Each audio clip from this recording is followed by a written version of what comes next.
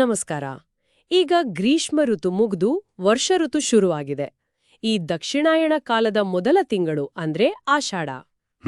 ಈ ಆಷಾಢ ಮಾಸದಲ್ಲಿ ಶಕ್ತಿ ದೇವತೆಗಳ ಆರಾಧನೆಗೆ ಒಂದು ವಿಶೇಷವಾದ ಮಹತ್ವ ಇವೆ ಅಂತ ನಮ್ಮ ಆಧಾರಗಳು ಹೇಳ್ತವೆ. ಹೌದು ಹೌದು. ಅದರಲ್ಲೂ ಆಷಾಢದ ಮೊದಲ 9 ದಿನಗಳಿದೆಯಲ್ಲ, ಅದನ್ನ ಗುಪ್ತ ನವರಾತ್ರಿ ಅಂತ ಕರೆಯೋದು. ಇದು ಸ್ವಲ್ಪ ಹೇಗೆ ಹೇಳೋದು, ಆಂತರಿಕ ಸಾಧನೆಗೆ ಪ್ರಾಮುಖ್ಯತೆ ಕೊಡುವ ಸಮಯ. ಓ, ಗುಪ್ತ ನವರಾತ್ರಿ. ಹೌದು. ಈ ಸಮಯದಲ್ಲಿ ಪ್ರಧಾನವಾಗಿ ಆರಾಧಿಸುವ ದೇವತೆ ಅಂದ್ರೆ ವಾರಾಹಿ ದೇವಿ. ಇದು ತುಂಬಾನೇ ಆಸಕ್ತಿಕರವಾಗಿದೆ. ಹಾಗಾದ್ರೆ ಬನ್ನಿ, ಈ ಒಂದು ಆಳವಾದ ಚರ್ಚೆಯಲ್ಲಿ ನಮಗೆ ಸಿಕ್ಕಿರೋ ಆಧಾರಗಳನ್ನಿಟ್ಕೊಂಡು ವಾರಾಹಿ ದೇವಿಯ ಶಕ್ತಿ, ಆಕೆಯ ಮೂಲ, ಪೂಜೆಯ ಮಹತ್ವ, ಆ ವಿಧಾನಗಳು ಮತ್ತೆ ಆಕೆಯ ಬೇರೆ ಬೇರೆ ರೂಪಗಳ ಬಗ್ಗೆ ಸ್ವಲ್ಪ ತಿಳಿಯೋಣ. ಖಂಡಿತ. ಮೊದಲಿಗೆ ಈ ವಾರಾಹಿ ಪೂಜೆ ಮಾಡೋದ್ರಿಂದ ಏನೆಲ್ಲ ಫಲಗಳು ಸಿಗುತ್ತೆ ಅಂತ ಹೇಳಲಾಗಿದೆ. ಆಧಾರಗಳು ನೋಡಿದ್ರೆ ಫಲಗಳು ಬಹಳಷ್ಟಿವೆ. ಮುಖ್ಯವಾಗಿ ನಮಗೆ ಬೇಕಾದ ಮೂಲಭೂತ ಅವಶ್ಯಕತೆ ಅಂದ್ರೆ ಆಹಾರ ಸಮೃದ್ಧಿ, ಅನ್ನದ ಕೊರತೆ ಆಗಲ್ಲ ಅಂತ. ಸರಿ. ಆಮೇಲೆ ಶತ್ರುಗಳ ನಿವಾರಣೆ ಆಗುತ್ತೆ, ನಕಾರಾತ್ಮಕ ಶಕ್ತಿಗಳು ಅಂದ್ರೆ ಕ್ಷುದ್ರ ಶಕ್ತಿಗಳು ಅಂತಾರಲ್ಲ, ಅವುಗಳಿಂದ ರಕ್ಷಣೆ ಸಿಗುತ್ತೆ. ಮತ್ತೆ ಶಾರೀರಿಕ ಶಕ್ತಿ, ಆರೋಗ್ಯ ವೃದ್ಧಿ ಆಗುತ್ತೆ. ಇನ್ನೊಂದು ಮುಖ್ಯವಾದದ್ದಂದ್ರೆ ಭೂಮಿ ಸಂಬಂಧಪಟ್ಟ ವಿವಾದಗಳಿದ್ರೆ ಅದರಲ್ಲಿ ಜಯ ಸಿಗುತ್ತೆ, ಭೂಲಾಭ ಕೂಡ ಆಗತ್ತೆ ಅಂತ ಒಂದು ನಂಬಿಕೆ. ಓ, ಅಂದ್ರೆ ಜೀವನದ ಬೇಸಿಕ್ ಅಗತ್ಯಗಳಿಂದ ಹಿಡಿದು ದೊಡ್ಡ ಸವಾಲುಗಳವರೆಗೂ ಆಕೆಯ ಅನುಗ್ರಹ ಸಹಾಯ ಮಾಡುತ್ತೆ ಅನ್ನೋ ಹಾಗಾಯ್ತು. ಹೌದು ಹೌದು. ಇದು ಆಕೆಯ ಮೂಲಕ್ಕೆ ಹೇಗೆ ಕನೆಕ್ಟ್ ಆಗುತ್ತೆ? ಆಕೆಯ ಉಗಮದ ಬಗ್ಗೆ ಎರಡು ಬೇರೆ ಬೇರೆ ಕಥೆಗಳಿವೆ ಅನ್ಸುತ್ತೆ. ಹೌದು, ಇದು ಸ್ವಲ್ಪ ಗಮನಿಸಬೇಕಾದ ಅಂಶ. ಒಂದೆಡೆ ದುರ್ಗಾ ಸಪ್ತಶತಿ ಅಥವಾ ಮಾರ್ಕಂಡೇಯ ಪುರಾಣದಲ್ಲಿ ನೋಡಿದ್ರೆ ದುಷ್ಟ ರಾಕ್ಷಸರನ್ನ ಸಂಹಾರ ಮಾಡ್ಲಿಕ್ಕೆ ಸಪ್ತಮಾತೃಕಿಯರು ಬರ್ತಾರೆ. ಬ್ರಾಹ್ಮಿ, ವೈಷ್ಣವಿ ಆತರ. ಹೌದು, ಅದೇ. ಅಲ್ಲಿ ವಿಷ್ಣುವಿನ ಯಜ್ಞವರಾಹ ರೂಪ ಇದೆಯಲ್ಲ, ಆ ರೂಪದ ಅಂತರ್ಗತ ಶಕ್ತಿಯ ವಾರಾಹಿಯಾಗಿ ಅವತರಿಸ್ತಾಳೆ. ಸರಿ, ಅಂದ್ರೆ ವಿಷ್ಣುವಿನ ಶಕ್ತಿಯ ಒಂದು ಭಾಗವಾಗಿ. ಹೌದು, ಇದು ಆಕೆಯನ್ನ ಒಂದು ಸಂರಕ್ಷಣಾ ಶಕ್ತಿಯಾಗಿ ತೋರಿಸುತ್ತೆ. ಆದ್ರೆ ಲಲಿತೋಪಾಖ್ಯಾನದಲ್ಲಿ ಬರೋ ಕಥೆ ಸ್ವಲ್ಪ ಬೇರೆ ಇದೆಯಲ್ಲ, ಅದು ಆಕೆ ಪಾತ್ರಕ್ಕೆ ಇನ್ನೊಂದು ಆಯಾಮ ಕೊಡುತ್ತಾ? ಖಂಡಿತವಾಗಿ. ಲಲಿತೋಪಾಖ್ಯಾನದಲ್ಲಿ ಏನಾಗುತ್ತೆ ಅಂದ್ರೆ, ಬಂಡಾಸುರ ಅಂತ ಒಬ್ಬ ರಾಕ್ಷಸ. ಅವನ ಸಂಹಾರಕ್ಕೆ ಪರಶಂಭು ಒಂದು ದೊಡ್ಡ ಯಾಗ ಮಾಡ್ತಾನೆ. ಅದರಿಂದ ಶ್ರೀ ಲಲಿತಾ ಮಹಾತ್ರಿಪುರ ಸುಂದರಿ ಉದ್ಭವಿಸ್ತಾಳೆ. ಆ ಲಲಿತಾದೇವಿ ತನ್ನ ಸಂಕಲ್ಪದಿಂದ ಇಬ್ಬರು ಮುಖ್ಯ ಶಕ್ತಿಗಳನ್ನ ಸೃಷ್ಟಿ ಮಾಡ್ತಾಳೆ. ಒಬ್ಳು ಶ್ಯಾಮಲಾದೇವಿ, ಆಕೆ ಜ್ಞಾನಶಕ್ತಿ, ಲಲಿತೆಯ ಮಂತ್ರಿಣಿ. ಸರಿ. ಇನ್ನೊಬ್ಬಳು ನಮ್ಮ ವಾರಾಹಿ ದೇವಿ.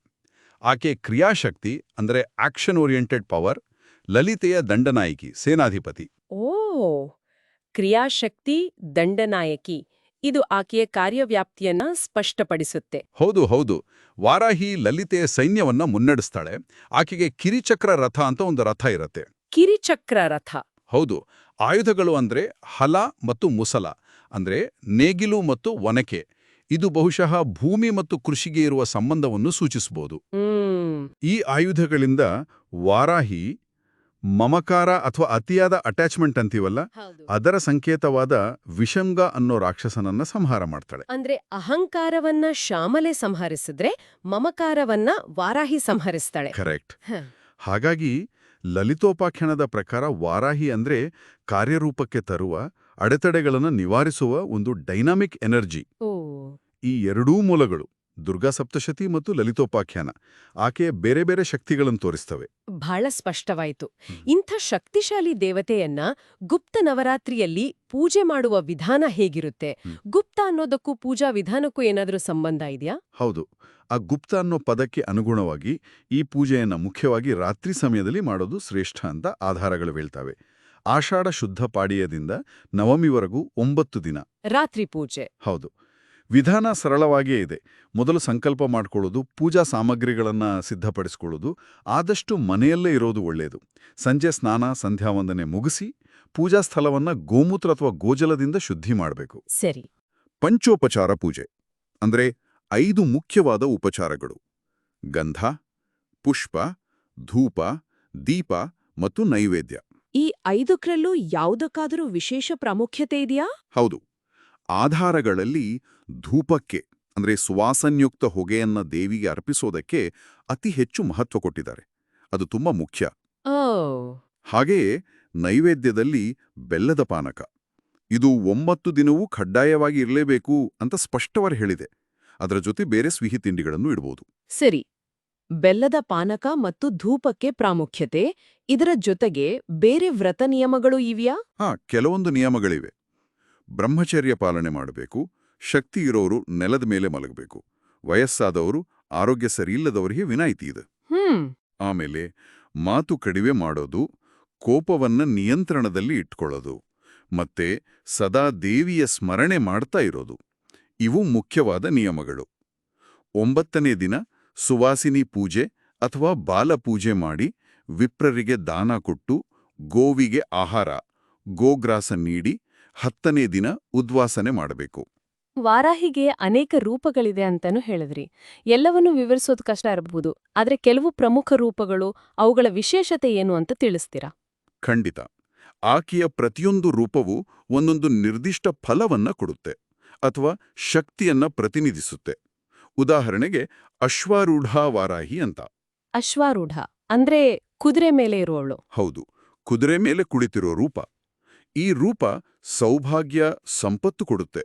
ವಿಶೇಷವಾಗಿ ಸೈನಿಕರಿಗೆ, ರಕ್ಷಣಾ ವಲಯದಲ್ಲಿರೋರಿಗೆ ಬಲ ಕೊಡ್ತಾಳೆ ಅಂತ ಹೇಳಲಾಗುತ್ತೆ. ಆಕೆಗೆ ಮಹಾಸೇನಾ, ದಂಡನಾಯಕ, ಅರಿಗ್ನಿ, ಶತ್ರುನಾಶಕಿ ಅನ್ನೋ ಹೆಸರುಗಳೂ ಇವೆ. ಹಾಗೆಯೇ ದುಷ್ಟಶಕ್ತಿಗಳಿಂದ ರಕ್ಷಣೆ ನೀಡೋಕೆ ರಕ್ಷಾ ಕವಚ ರೂಪಗಳು ಅಂತಾನೂ ಇವೆ. ರುಂಧಿನಿ, ಜಂಭಿನಿ, ಸ್ತಂಭಿನಿ, ಮೋಹಿನಿ ಈ ಥರ. ನೀವು ಮೊದಲು ಭೂಲಾಭದ ಬಗ್ಗೆ ಹೇಳಿದ್ರಿ, ಅದಕ್ಕೆ ಸಂಬಂಧಪಟ್ಟ ರೂಪ ಯಾವ್ದಾದ್ರಿದ್ಯಾ? ಇದೆ, ಬೃಹದ್ವಾರಾಹಿ ಅಥವಾ ಮಹಾವಾರಾಹಿ ಅಂತ. ಈ ರೂಪವನ್ನ ಅನ್ನಪ್ರದಾಯಿನಿ ಅಂದ್ರೆ ಅನ್ನ ಕೊಡೋಳು ಮತ್ತೆ ಭೂಸ್ವರೂಪಿಣಿ ಅಂತಾನೂ ಪರಿಗಣಿಸ್ತಾರೆ. ಭೂಮಿಯ ಸ್ವರೂಪವೇ ಆಕೆ. ಹೌದು. ಹಾಗಾಗಿ ರೈತರು ತಮ್ಮ ಹೊಲ, ಗದ್ದೆ, ತೋಟಗಳಲ್ಲಿ ರೂಪವನ್ನ ಪೂಜಿಸಿದರೆ ವಿಶೇಷ ಫಲ ಸಿಗುತ್ತೆ, ಭೂಲಾಭ ಆಗುತ್ತೆ ಅನ್ನೋ ನಂಬಿಕೆ ಇದೆ. ಇಂಟ್ರೆಸ್ಟಿಂಗ್. ಇನ್ನು ಸ್ವಪ್ನವಾರಾಹಿ ಅಂತ ಒಂದು ರೂಪ. ಆಕೆ ಕನ್ಸ್ನಲ್ಲಿ ಬಂದು ಸೂಚನೆಗಳನ್ನ ಕೊಡ್ತಾಳೆ ಅಂತಾರೆ. ನಿಗ್ರಹವಾರಾಹಿ ಸಾಧನೆ ಮಾಡುವಾಗ ಮನಸ್ಸನ್ನ ಹತೋಟಿಗಿಟ್ಟುಕೊಳ್ಳಕ್ಕೆ ಸಹಾಯ ಮಾಡ್ತಾಳೆ. ಹೀಗೆ ಒಂದೊಂದು ರೂಪಕ್ಕೂ ಅದರದೇ ಆದ ಮಹತ್ವ, ಫಲ ಇದೆ. ಹಾಗಾದ್ರೆ ಒಟ್ಟಾರೆಯಾಗಿ ನೋಡಿದ್ರೆ ವಾರಾಹಿ ದೇವಿ ಅನ್ನೋದು ಒಂದು ಅತ್ಯಂತ ಪ್ರಬಲವಾದ ಕ್ರಿಯಾಶಕ್ತಿಯ ದೇವತೆ. ಹೌದು. ಆಷಾಢದ ಗುಪ್ತ ನವರಾತ್ರಿಯಲ್ಲಿ ಆಕೆಯನ್ನ ಆರಾಧಿಸೋದು ಅನ್ನೋದು ಆಕೆಯ ಆ ವಿಶೇಷ ಶಕ್ತಿಯನ್ನ ನಮ್ಮೊಳಗೆ ಆವಾಹನೆ ಮಾಡಿಕೊಳ್ಳುವ ಒಂದು ವಿಧಾನ ಇದ್ದಾಗೆ. ನಿಜ. ಆಕೆಯ ಬೇರೆ ಬೇರೆ ರೂಪಗಳು ನಮ್ಮ ಜೀವನದ ಬೇರೆ ಬೇರೆ ಸವಾಲುಗಳನ್ನ ಎದುರಿಸೋಕೆ ನಮಗೆ ಸಹಾಯ ಮಾಡುತ್ತವೆ. ಖಂಡಿತವಾಗಿಯೂ. ಈ ಆರಾಧನೆ ಏನಿದೆ ಅದು ಕೇವಲ ಆ 9 ದಿನಕ್ಕೆ ಮಾತ್ರ ಸೀಮಿತ ಅಲ್ಲ. ನಿರಂತರವಾಗಿ ಆಕೆಯನ್ನ ಸ್ಮರಿಸುವುದರಿಂದ, ಪ್ರಾರ್ಥಿಸುವುದರಿಂದ ಜೀವನದಲ್ಲಿ ಬೇಕಾದ ಶಕ್ತಿ, ಸ್ಥೈರ್ಯ ಎಲ್ಲವೂ ಸಿಗುತ್ತೆ. ಅಂತಿಮವಾಗಿ ಆ ಪರಮಶಕ್ತಿ ಅಂದ್ರೆ ಶ್ರೀ ಲಲಿತಾ ದೇವಿಯನ್ನ ಸೇರೋ ದಾರಿಯು ಸುಲಭವಾಡುತ್ತೆ ಅನ್ನೋದೇ ಈ ಆಧಾರಗಳ ಒಟ್ಟು ಸಾರಾಂಶ. ಈ ಒಂದು ಆಳವಾದ ಚರ್ಚೆಯ ಕೊನೆಯಲ್ಲಿ ಕೇಳುಗರು ಯೋಚಿಸ್ಲಿಕ್ಕೆ ಒಂದು ವಿಷಯವನ್ನ ಬಿಟ್ಟೋಗೋಣ. ವಾರಾಹಿಯು ಕ್ರಿಯಾಶಕ್ತಿ ಮತ್ತು ದಂಡನಾಯಕಿಯ ಸ್ವರೂಪ ಅಂತ ತಿಳಿದೆವು. ಹಾಗಾದ್ರೆ ಆಕೆಯ ಈ ಕಾರ್ಯೋನ್ಮುಖ ಮತ್ತು ಅಡೆತಡೆ ನಿವಾರಕ ಶಕ್ತಿಯನ್ನ ನಾವು ನಮ್ಮ ವೈಯಕ್ತಿಕ ಜೀವನದಲ್ಲಿ ಎದುರಾಗುವ ಸವಾಲುಗಳು, ಅದು ನಮ್ಮ ಒಳಗಿನ ಹೋರಾಟ ಇರ್ಬೋದು ಅಥವಾ ಹೊರಡಿನ ಸಮಸ್ಯೆಗಳಿರ್ಬೋದು, ನಮ್ಮದೇ ಆದ ಆ ಸಮರಗಳನ್ನ ಎದುರಿಸಲು ಹೇಗೆ ಅಳವಡಿಸಿಕೊಳ್ಳಬಹುದು, ಇದ್ರ ಬಗ್ಗೆ ಯೋಚಿಸೋಣ.